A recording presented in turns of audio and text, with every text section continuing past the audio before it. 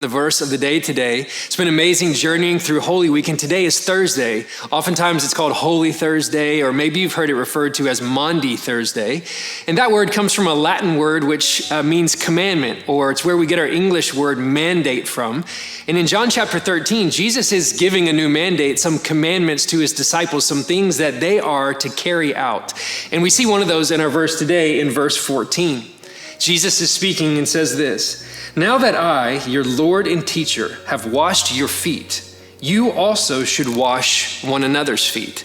A really short and simple verse, but a difficult one to put into play for us. And in the culture of the day, it would be very normal for every house, every home to have a little bucket or basin of water at the door. And as guests would come over, some homes you would have a servant there that would wash the feet of the guests as they come in. And some homes you would just wash your own feet. I'm kind of glad this is not a cultural norm of the day anymore.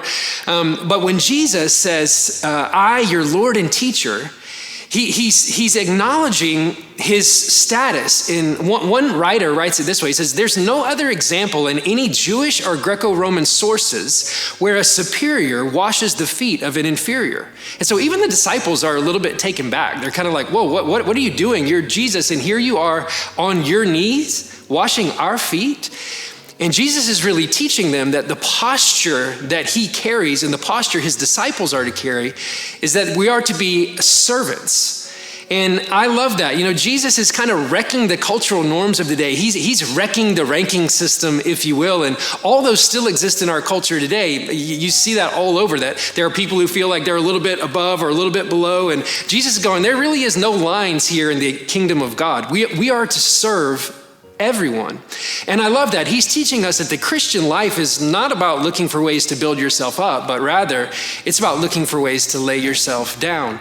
And so I wonder, just as we think about this simple verse today, if you can be really grateful that Jesus has washed us clean. That's a crazy reality.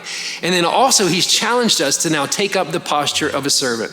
So as you just go in your everyday life today, maybe it's in the carpool line or maybe it's at work, look for someone, go out of your way to take up the posture of a servant, to humble yourself and to value others as more important than yourself. And in doing that, we'll honor Jesus and we'll carry out this new mandate that he's given to us.